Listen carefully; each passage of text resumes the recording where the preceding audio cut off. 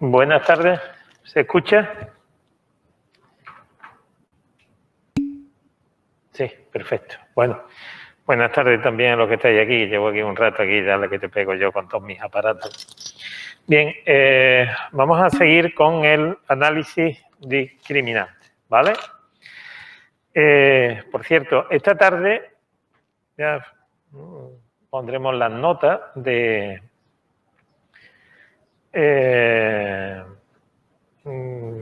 examen práctico.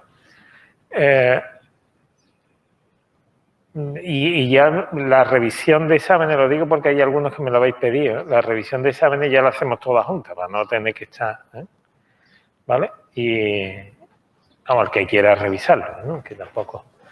Pero sí hay un par de compañeros vuestros, que no sé ahora quién son, pero me lo han pedido y ya pondremos la revisión para que hacerlo de forma conjunta. Bien. Tanto la teoría como la práctica. Bueno, vamos a seguir con el análisis. Bueno, voy a compartir. Vamos a compartir pantalla. Esta, comparto.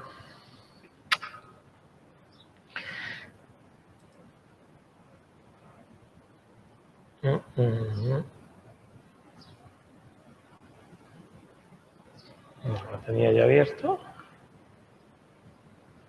Bueno.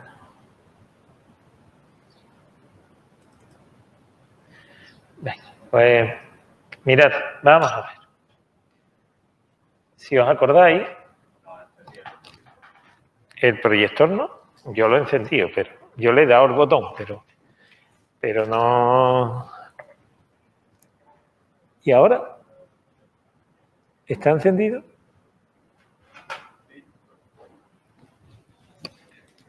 Vamos a ver. Ay. ¿Qué va, no? Ah, no, ¿se está encendiendo ahora?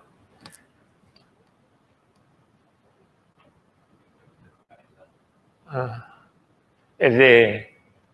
Necesita, este es diésel, ¿sabes? El motor. Bien, venga, pues vámonos con el análisis discriminante. Si os acordáis, el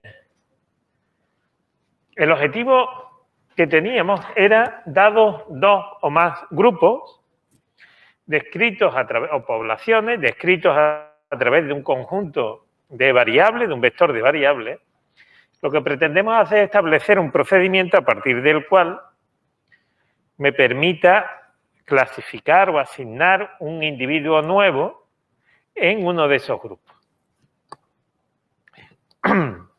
El otro día poníamos un ejemplo de en un estudio sobre 4 tipos de enfermedades hepáticas que se podían distinguir entre ellas a base de hacer una biopsia, pues una forma más cómoda para evitar ese problema de hacer la biopsia, que es vamos a llamarlo una técnica agresiva, es tratar de buscar trataban de buscar a través de un análisis de sangre, un estudio enzimático, comprobar si éramos capaces de clasificar, de manera que no tengamos que hacer la biopsia, ¿vale? Bien. Esa es un poco, bien, y lo que hacía era el vector de variables a través del cual quiero construir la regla de clasificación estaba definido por distintas componentes que eran los resultados de un análisis clínico, de un análisis de sangre. ¿De acuerdo? Bien. Cuando estoy en el caso de dos grupos, al final nos dimos, buscando la estrategia de tratar de minimizar la probabilidad de error de clasificación, porque al final lo que ocurre es una cosa.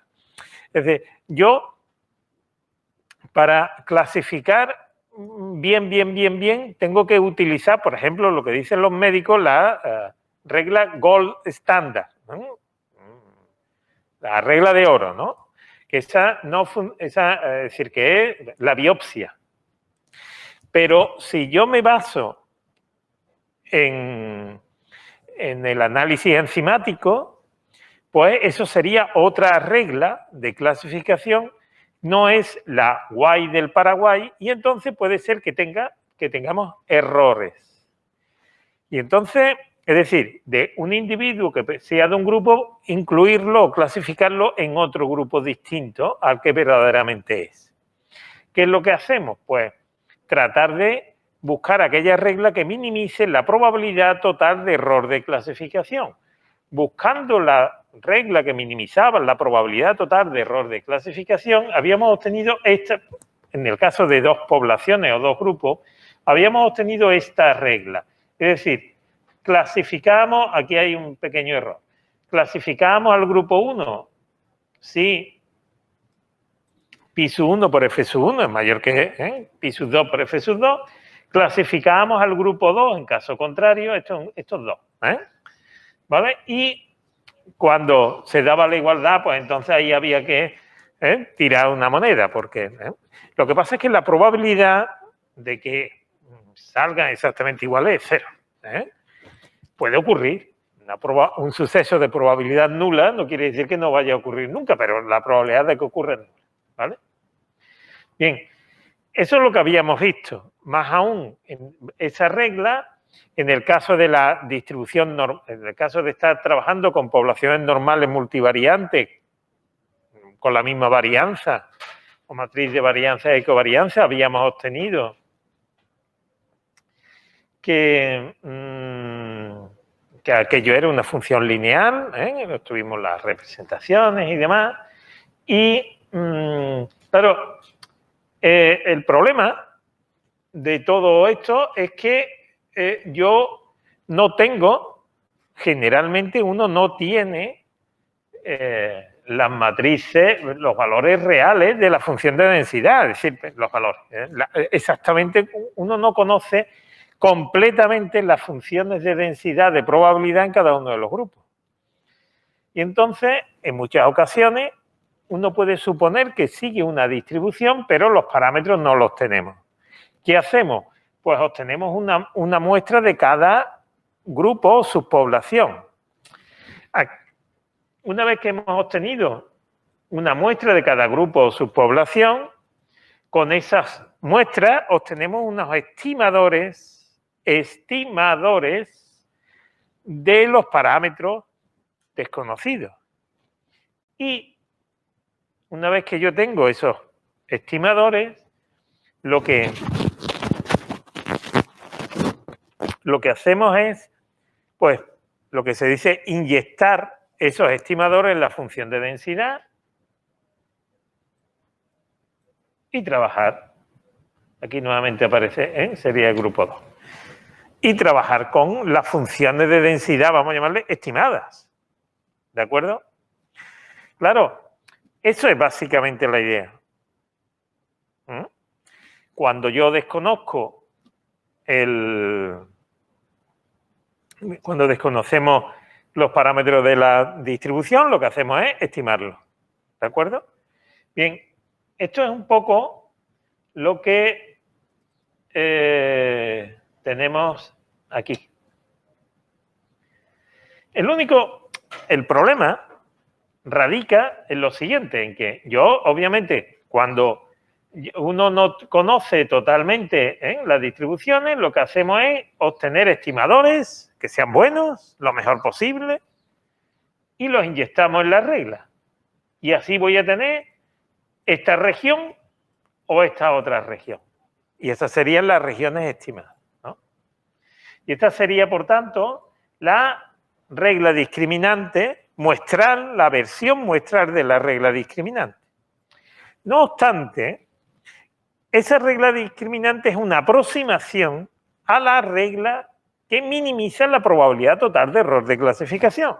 Porque la que minimiza la probabilidad total de error de clasificación no es la que está basada en tita gorro sub 1 y tita gorro sub 2, no.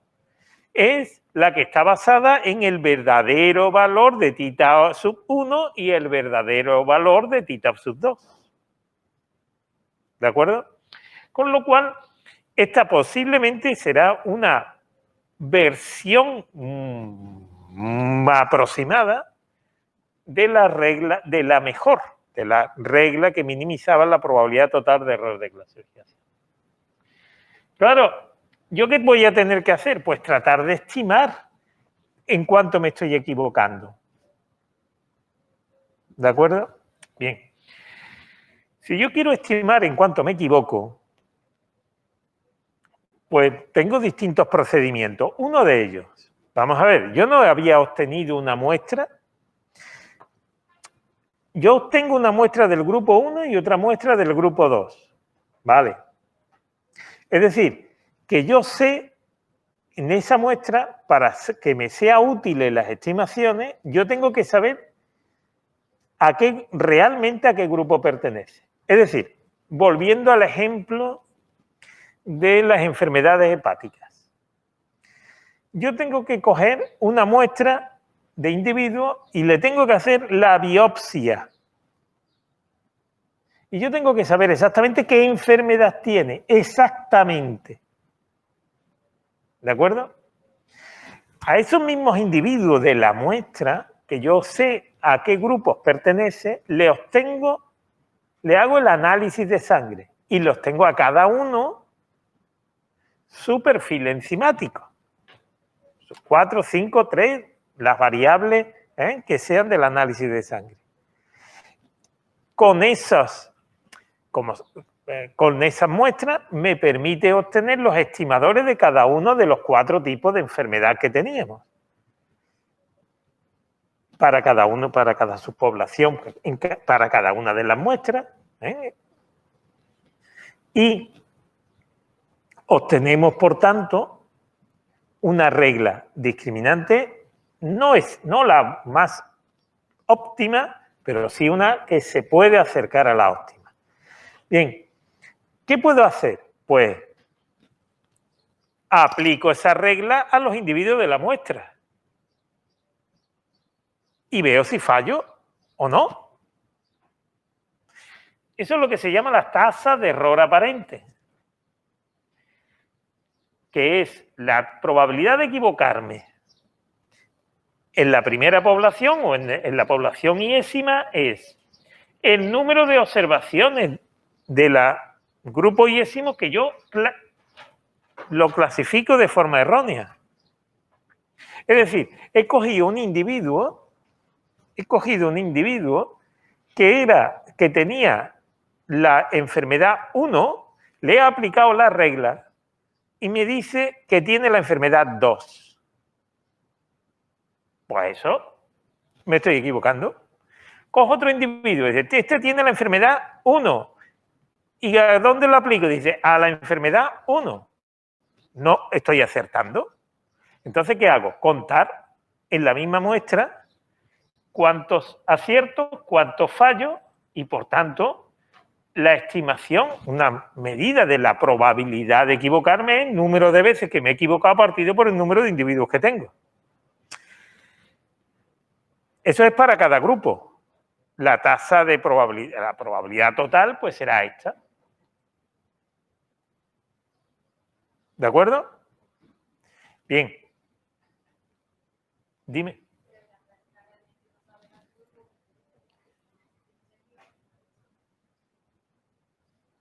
No. Perdona. En la práctica yo tengo que tener mi muestra, yo tengo que saber a qué enfermedad tienen de forma exacta, a qué grupo pertenece, si no, no me sirve. ¿Para qué la estoy utilizando?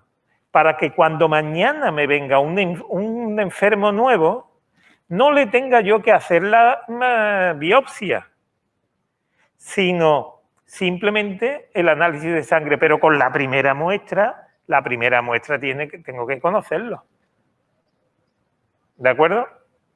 Vale. Un problema en el muestreo. Vamos a ver, yo cuando no conozco las pi, las proporciones, tengo que estimarlas. Y aquí hay un problema. Vamos a ver. Vamos a suponer que yo hago una muestra, cojo mi histórico y veo los individuos que me venían de todos los individuos que me han venido con la enfermedad 1, cojo una muestra. De tamaño, dime un tamaño. ¿Verdad? Tú, por ejemplo, 30 enfermos. ¿Eh? ¿Tú cómo te llamas? Paula. Pero di un número. 100, vale. Tú le dices 100 a un médico y te va a decir que cuántos enfermos necesito yo. Pues si tengo 4 enfermedades, son 400 enfermos. Eso no es mucho. ¿Vale? Pero bueno, enfermos, ¿eh? Otra cosa es las pruebas que se están haciendo, por ejemplo, del COVID. Tú necesitas sanos y le aplicas, y entonces tú lo coges por la calle, entre comillas, ¿no? Y entonces no hay mayor problema. Pero enfermos de una enfermedad, y además de este tipo así, hepática, coger 100 no es fácil, ¿eh? Porque no los hay. ¿De acuerdo? Bueno, gracias a Dios que no los hay, ¿no? O sea, bien, vamos a seguir. Cogemos 100 enfermos, me ha dicho, de la enfermedad 1. Y ahora me voy a mi histórico y cojo otros 100 enfermos de la enfermedad 2. Y así cojo otros 100 enfermos de la enfermedad 3 y 100 enfermos de la enfermedad 4. ¿Vale? Yo no puedo estimar de esa manera las proporciones.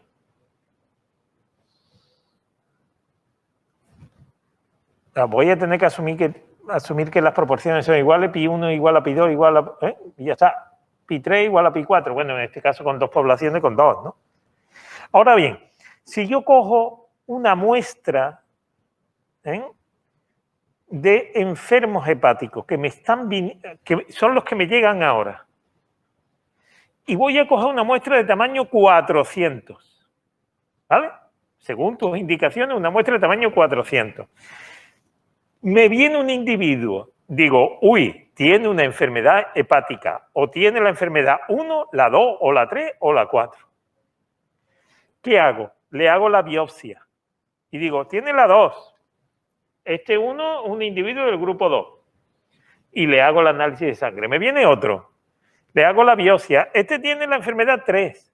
Al final de los 400 es posible que tenga 150 de la enfermedad 1, 70 del grupo 2, 100 del grupo 3 y los que faltan, que no sé cuántos, del grupo 4. Ese tipo de muestreo conjunto en toda la población sí me permite estimar las proporciones. Porque la pi1 será el número de individuos que me han resultado de la muestra 1 partido por el número total de la muestra. El pi2 pues será de forma similar. Pero sin embargo, si yo voy y cojo, porque lo tengo perfectamente preparado, y cojo y hago un muestreo por separado, es decir,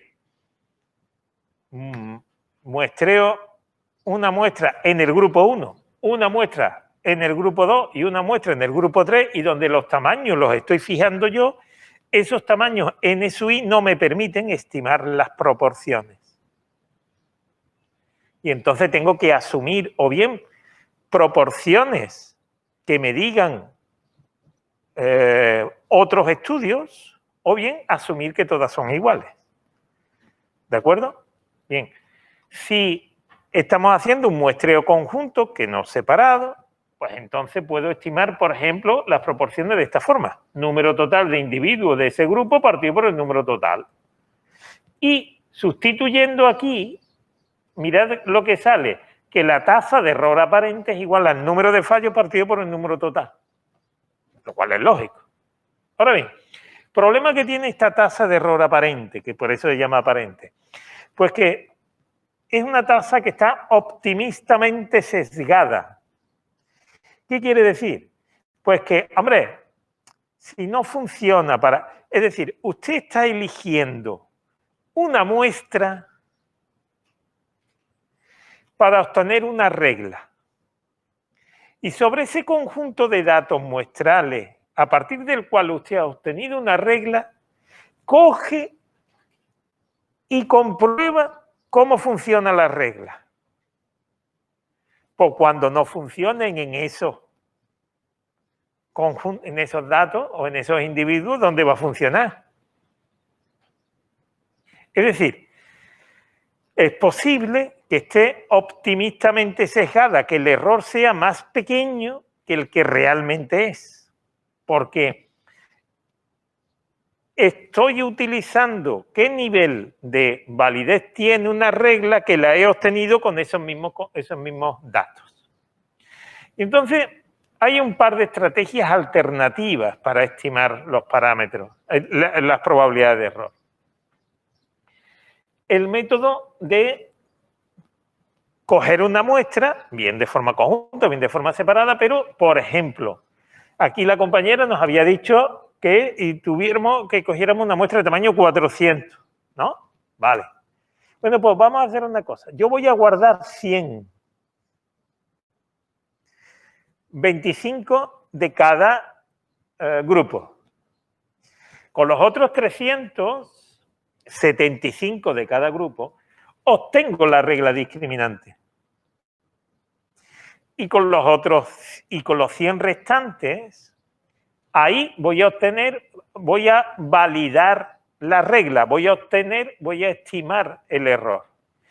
Como estoy utilizando distintos individuos en la medida del error que en la obtención de la regla, ya no me puede decir que estos errores están optimistamente sesgados. ¿De acuerdo? Bien.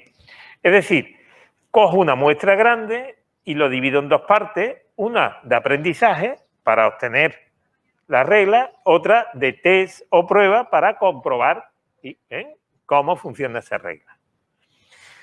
Eso se puede hacer cuando no me duele, entre comillas, coger mucho tamaño muestral. En medicina esto es más complicado, porque no hay tanto, es muy difícil los tamaños muestrales. Si yo lo que estoy haciendo es midiendo algún tipo de los tornillos o empresas es decir, pues puedo coger un tamaño, y además es barato, las medidas que yo estoy haciendo, bueno, pues puedo coger un tamaño de muestra suficientemente grande. Pero hay otras veces que no es fácil. Y entonces, claro, uno puede decir, esto de test, si encima de que yo ya tengo pocos datos, me tengo que guardar una parte de test, pues entonces la estimación que me están saliendo van a ser regulares. ¿Qué hago? Pues existe una técnica que se llama de validación cruzada, que posiblemente algunos de los que habéis dado modelos lineales ya la conozcáis. ¿En qué consiste la idea de validación cruzada? Vamos a ver, yo ya tengo la regla, pero voy a hacer una cosa. Vamos a hacer una cosa. En lugar de poner en marcha la regla, voy a hacer lo siguiente. Cojo el primer individuo, primer caso, y los separo. Y digo, vamos a suponer, teníamos 400, ¿no? Vamos a seguir trabajando con los 400. Vale. Pues quito el primero. Con los 399 restantes, obtengo una regla discriminante, que en condiciones normales va a ser casi la misma que la obtenida con los 400, pero no es exactamente la misma. Y ahora yo cojo con esa regla que he obtenido, la aplico a ese individuo que he quitado y compruebo si fallo de acierto. ¿Vale? Ahora cojo y quito el segundo. Y con los otros 399 restantes, porque ahí ya nuevamente incluyo el primero, ¿no? Pues con los otros 399 restantes obtengo otra regla discriminante, que va a ser muy similar a la anterior, pero... Y lo aplico sobre ese que he quitado. Con lo cual no me puedes decir, no me puedes acusar de que yo estoy utilizando para probar una regla todos los datos que he utilizado. Lo estoy probando sobre los datos que he utilizado para estimar la regla. Pues estoy quitando uno. Y así voy. Quito uno, obtengo la regla y lo aplico a ese uno. Quito otro, obtengo la regla y lo aplico a ese. Obviamente todo ese procedimiento iterado es gracias a la computación. Es decir, gracias a tener máquinas potentes que lo hacen, porque si no, no sería posible, ¿no? Por 400 tendríamos que aplicar 400 reglas. Obtener 400 reglas. Y así me sale lo que se llama el método de validación cruzada, también le llaman el método jackknife, o lo que también se dice de dejando uno fuera, ¿sí? No, para el siguiente lo incluyo. Vamos a ver, cada individuo, en lugar de aplicar la regla que he obtenido con todas, para cada individuo lo que voy a aplicar es una regla obtenida con todos los datos menos él. Eso lo aplico y veo si acierto o fallo. Luego le he quitado el carácter optimista. Hay otro, lo que se llama el método de validación cruzada, también hay otro que aquí no está explicado, que es el de, en lugar de ir quitando uno, se llama el método de los K-pliegues, que en definitiva consiste en divido toda la muestra, por ejemplo, K igual a 10, en 10 pliegues, es decir, aleatoriamente, obtengo una regla con el... quito uno de los pliegues y obtengo una regla con el 90% de los 9 pliegues restantes y lo compruebo sobre el pliegue que he quitado. Y así voy midiendo. Al final siempre mirad, el de K pliegues no es ni más... Este es un caso particular, donde ¿cuántos pliegues hago? N, tantos como datos tengo. ¿Este es bueno? Sí. ¿Cuál es mejor? Este es mejor. Salvo que la N sea 500.000 datos. ¿Por qué? Porque es que entonces tengo que hacer 500.000 modelos. Pongo la máquina a trabajar y mañana, y a saber cuándo termina. Entonces voy a reducir el número de pliegues que hago. Y entonces pues trabajo, por ejemplo, con 10 pliegues. Pues ya está. Y hago 10 modelos, ¿vale? Sí. ¿De cuál?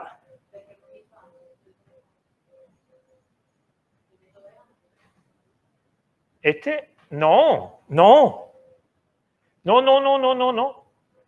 Este, obtengo la regla con uno y lo aplico sobre otro subconjunto. Este, con la regla con la que me voy a quedar es la de todos. ¿Vale? Y el quitar uno, dejar uno fuera que se dice, eso es solo exclusivamente para medir el error, que es distinto. ¿Vale? Son distintos procedimientos. Bien. ¿Qué pasa en las poblaciones normales? Pues ¿que me han hablado por el chat? Vamos a ver. ¿Quién me ha hablado? ¿Hay alguien que haya hablado? ¿Puedes repetir por qué pasar a la validación una vez de validarlo? ¿Cómo? Ya lo he entendido, María Eugenia. Vale. Y Laura, es que eso no te estaba escuchando. Laura, vale, perfecto. Venga, es que no estaba yo controlando el... Bien. ¿Qué pasa con las poblaciones normales? Pues la población normal, está aquí.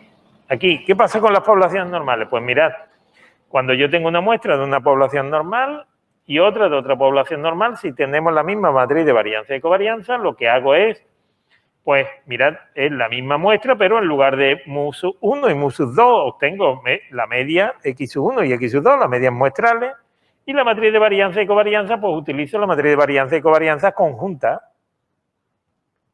¿De acuerdo? Bien. ¿Y qué hago? Pues inyectar los estimadores en la regla que habíamos obtenido. Nosotros habíamos obtenido esta regla. Para mu y sigma. ¿Ahora qué hago? Pues ahora lo que hago es, donde me aparece mu sub 1, pongo la media muestral del grupo 1, donde me aparece mu sub 2, pues la media muestral del grupo 2, y donde me aparece sigma, pues el estimador de sigma. Y obtengo la función discriminante lineal, la versión muestral de la función discriminante lineal, que también es, en definitiva, está asociada a la versión muestral de la distancia de Mahalanobis, igual que antes.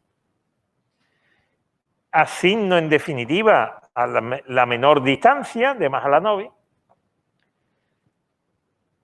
Y también se puede expresar de forma lineal, porque en el fondo, mirad, yo puedo expresar esta función, coger esto y cogéis esto que estoy señalando. Mirad, esto es x1 por sigma gorro menos 1 por x. x1 por sigma gorro menos 1 y por menos medio de x1 muestral. Mirad, lo puedo ir separando en una función que depende de la grupo 1 y en otra función que depende del grupo 2. x2 traspuesto por sigma menos 1, que en concreto es esto. Bueno, ya lo habíamos visto aquí, ¿no? Bueno, no lo habíamos visto. Lo estoy enseñando ahora. Es decir, yo puedo calcular una función asociada al grupo 1, una función asociada al grupo 2, y asigno a la que tenga mayor función. Es un criterio totalmente similar. Es decir, asigno al grupo I donde se alcanza la máxima función lineal. Otra forma de verlo. Lo puedo poner como las funciones lineales. Lo puedo ver como las distancias euclidias, porque en definitiva son todas las mismas reglas, son equivalentes. Es la misma regla, pero expresada en formas distintas. Y la puedo poner directamente con esta función, si es positiva o negativa. ¿De acuerdo? ¿Vale? Son tres formas de ver la misma regla o de expresar la misma regla. ¿Qué pasa si tengo distinta matriz de varianza y covarianza? Pues entonces tengo que sustituir, estimar las mu sub 1, estimar mu sub 2, tengo que estimar sigma 1 y tengo que estimar sigma 2, matriz de varianza y covarianza muestral. Y allá donde tenía la expresión que era una función cuadrática, pues la sustituimos y me sale toda esta función. Esto se aplica muy poco. La función cuadrática se puede aplicar, pero se aplica muy poco. ¿Por qué? Porque en el fondo la función, hombre, es mejor que la lineal, pero la lineal sigue siendo una regla discriminante. A lo mejor no es la óptima, porque la óptima sería la cuadrática, pero es una regla discriminante, es una regla de clasificación. Y las medidas del error que tenemos a lo mejor son buenas y además mucho más fácil de aplicar porque es una función lineal, mientras que esto es una forma cuadrática. Y además esto es menos interpretable. Una función lineal dice, no, coge usted la variable x1, el nivel de la enzima A lo multiplica por 25, más el nivel de enzima B menos 20, es decir, eso, mientras que no calcule usted los dobles productos de los enzimas, de los niveles enzimáticos más. La interpretación es mucho más compleja, ¿no? Y entonces uno cede en optimalidad en favor de interpretabilidad. ¿De acuerdo? Pero bueno, ¿cómo se decide eso? Pues en cada momento. Uno coge una, coge la otra y mira a ver cuál es la más adecuada y que le dé mayor utilidad al médico, ¿no? al final nuevamente se puede poner como funciones también. Aquí tenéis las funciones, se puede expresar, separar en una función cuadrática para cada uno de los grupos. ¿Vale? Bien, ya os digo. Bueno, pues esto lo he hecho, aunque lo he contado todo y casi da igual para 2 que para 3, que para 5 poblaciones, la formulación solo ha hecho para 2, ¿no? El de K subpoblaciones para K mayor que 2, ahora ya lo veremos el próximo día. Hoy voy a enseñar un conjunto de datos. Mirad, aquí hay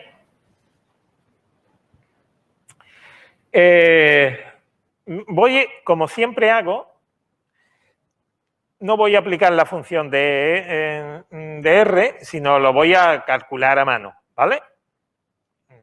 1 a 1, suponiendo la normalidad.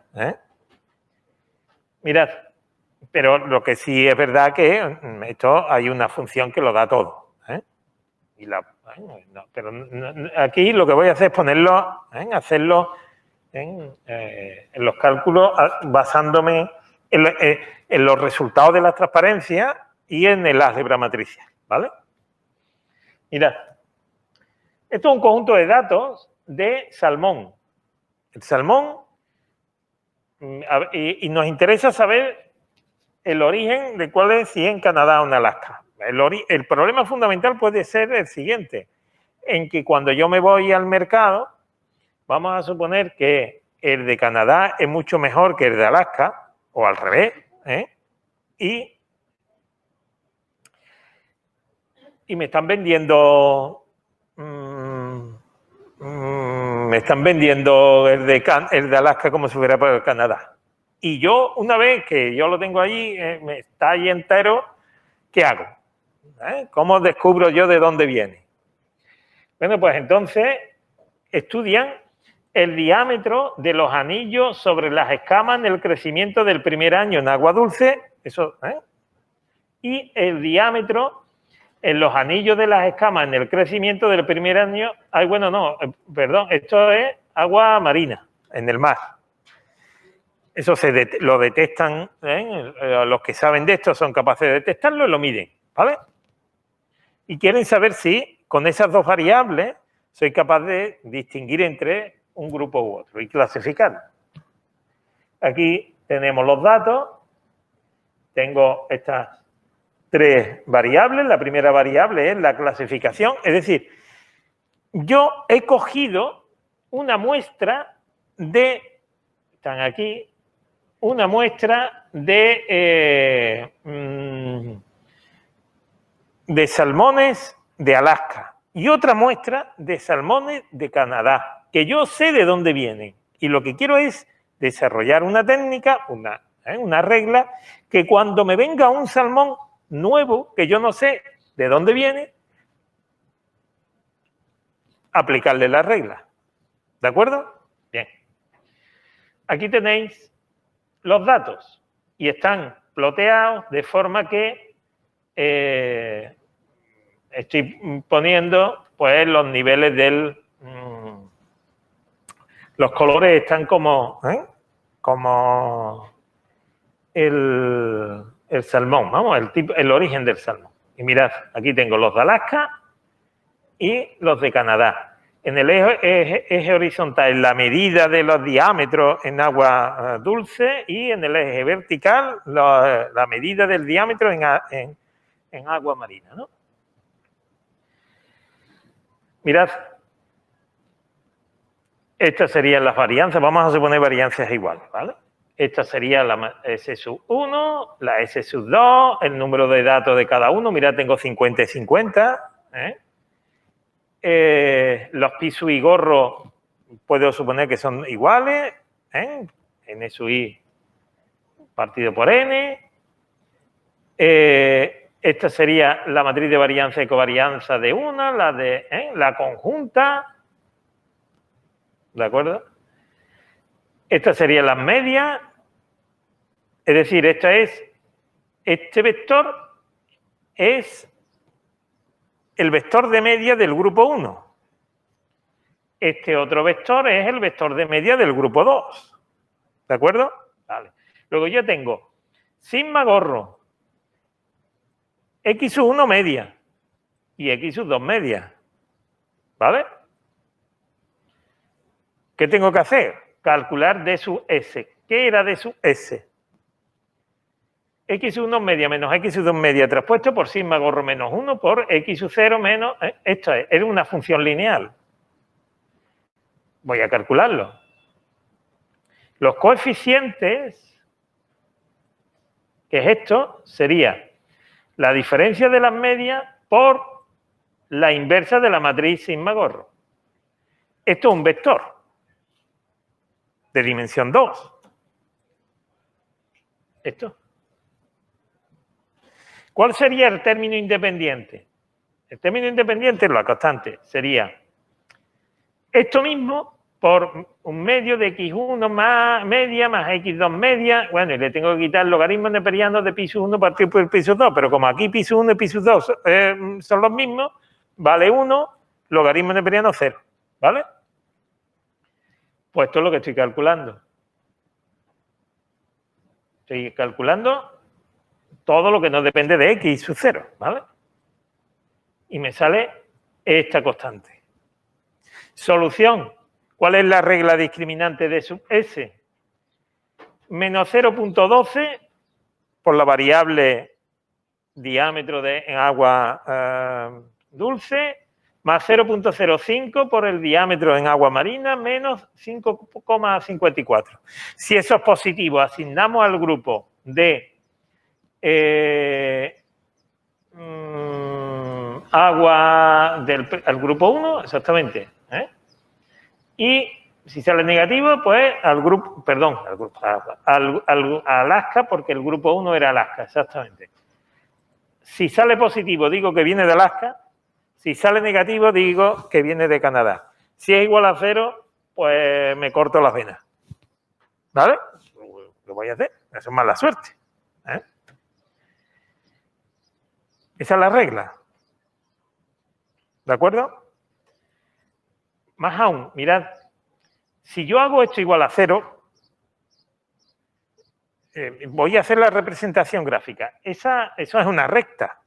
Esa recta es esta. La pinto y mirad, me sale esta recta. Si me viene un punto que cae en esta recta, me corto las venas. Si cae en esta zona, digo que es de Alaska. Si cae en esta otra, digo que es de Canadá. Esa es lo que estoy haciendo. Obtener la línea, en este caso porque son dos, de que separa un grupo de otro. ¿Veis? Esto está muy bien porque tengo dos grupos y tenía dos variables originales. Pero no siempre eso también. Si yo en lugar de dos grupos tengo 5 y en lugar de dos variables originales tengo 7, x1, x2, x3, x4, x5, x6, x7, bueno, ya esto, la gráfica no queda tan bien, ¿verdad? Aquí esto casi uno lo podía haber hasta intuido, más o menos por dónde podía ir la separación. Mirad, otra cosa. Mirad que con esta separación, este punto negro de Alaska lo estoy metiendo, la regla se está equivocando y lo está metiendo en Canadá. Este punto rojo, que es un salmón que viene de Canadá, lo está metiendo en Alaska. La regla falla algo. Por ejemplo, me está fallando en 1 por aquí y 2, y de Alaska me está fallando en 1, 2, 3, 4, 5. La tasa de error aparente sería 1, 2, 3, 4, 5 más este 6 partido por... ¿Cuánto teníamos? 100, ¿no? Pues 6 partido por 100. Tasa de error aparente. Que está optimistamente sesgada. ¿De acuerdo? Sigamos. Bueno, más aún, esto no es ni más ni menos como aplicar la regla discriminante en la función esa que habíamos obtenido y montar una tabla para cada uno de los casos, el valor de la función de sub s, de la regla discriminante en ese caso, y ver si era negativo, clasificábamos en... Si era negativo, clasificábamos en Canadá, si era positivo, en Alaska. Y esto es la clasificación original. Esto es lo que estoy haciendo. ¿De acuerdo? Una tabla con todos esos datos. Como este es negativo, clasifico en Canadá y el tío viene de Alaska. Como este es negativo, clasifico en Canadá y el tío viene de Alaska. Como este es positivo, clasifico en Alaska y el tío venía de Alaska. Los 50 primeros venían todos de Alaska. Y así. ¿De acuerdo? Va. Si hago una tabla, que es lo que se llama una matriz de confusión, aquí estoy comparando por fila de dónde viene y en la columna dónde asigno. De los 100, de los 50 que venían de Alaska, en 6 me equivoco, y de los 50 que venían de Canadá, en 1 me equivoco. ¿De acuerdo? Si quiero calcular las LSUI, esas funciones, en lugar de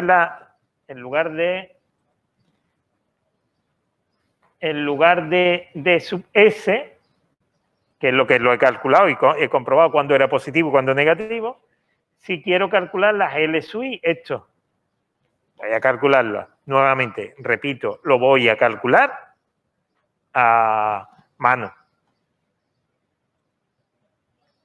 Calculo la función, que esto era, si estaba aquí, X sub i prima por sigma corro menos 1, o la traspuesta, bueno, pues aquí está.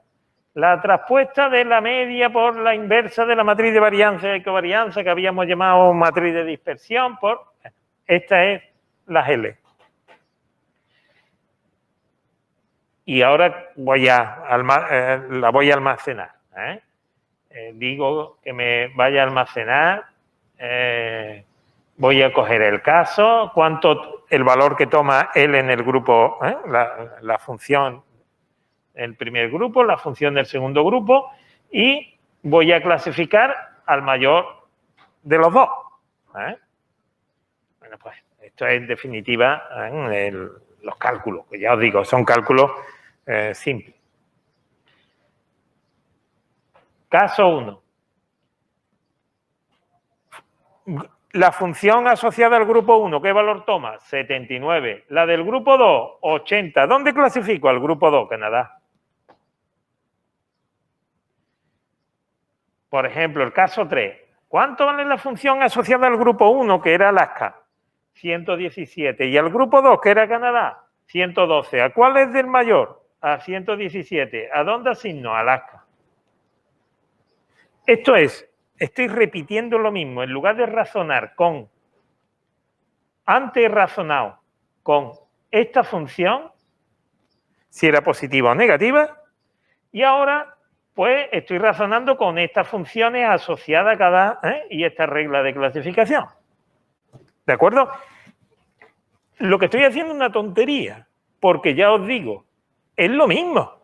Simplemente estoy para que comprobéis, ilustrar un poco todos los cálculos que estamos haciendo, nada más, ¿no?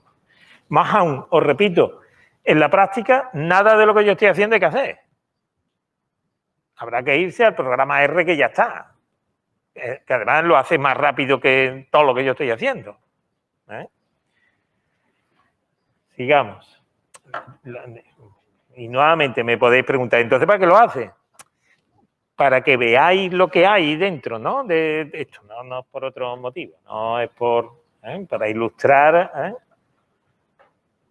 Bien, aquí tenéis la tabla de clasificación. Si os acordáis, D sub S no es ni más ni menos que L1 menos L2. Vamos a comprobarlo. Mirad, dije, redondea los valores de sub S que estaban aquí por los valores de la L. Digo redondea para quitar decimales. Con 3 de 0. Los cálculos de uno con otro de estas diferencias, hombre, a lo mejor si en lugar de 3 pongo 15 decimales, pues a lo mejor hay algunos que no salen exactamente 0, pero para que veáis que, en definitiva, esto se cumple. Si quiero representar las funciones discriminantes, la L1 con L2, mirad esto. Sobre la línea es donde está, cuando L1 es igual a L2, donde tengo la duda. Cuando L1 es mayor, lo asigno a Alaska. Cuando L2 es mayor, lo asigno a Canadá. Esto que es el eje Y igual a X, a ver, intercept 0, pendiente igual a 1. Esto sería cuando L sub 1 coincide con L sub 2. Me viene un individuo donde L sub 1 coincide con L sub 2. Entonces, estará exactamente sobre la línea. ¿Vale? ¿De acuerdo? Y por último, ¿alguien ha preguntado algo? Es que no sé si he escuchado. Sí, no ha preguntado nadie. Venga, termino. La matriz de confusión es una forma de medir los errores. Los que están clasificados, bien clasificados, en total, ¿no? Esto ya lo habíamos hecho antes, pero yo puedo calcular porcentajes, los porcentajes. Es decir, voy a medir, estoy tratando de obtener una medida de la tasa de error de clasificación a través de la tasa de error aparente. Si yo divido mirad, quiero la variable, la tabla, la he llamado confu. Y digo, oiga, deme las proporciones por filas. Digo por fila porque es de los individuos que me vienen de Alaska, he acertado el 88% y he fallado un 12%. De los individuos que vienen de Canadá, he acertado un 98% y he fallado en un 2%. Si quiero, ¿cuáles son? Digo, la diagonal, los aciertos. El 88, acierto en Canadá, en Alaska, acierto en Canadá. ¿Cuál será el porcentaje total de acierto? Pues 100 por la suma de los elementos diagonales. El 93%. ¿De acuerdo? Luego, está bastante bien. Es un ejemplo ilustrativo. Bueno, pues todo esto que yo he hecho aquí arriba, con una simple orden se obtiene todo. Análisis discriminante lineal, al revés, que para eso los ingleses hablan siempre al revés. LDA, análisis discriminante lineal, y sale. Y sale todo lo que hemos dicho. Todo lo que yo he programado ahí, con una única orden, ¿vale? Si no todo, casi todo. ¿Vale? Lo que pasa es que esto ya lo veremos en clases prácticas. Aquí tenéis un pequeño manual, pero ya esto lo veremos en clases prácticas mañana. ¿Alguna pregunta? ¿Todo claro? ¿En casa también? Todo claro. Bueno, pues nada, si no tenéis ninguna duda más, me voy. Hasta mañana.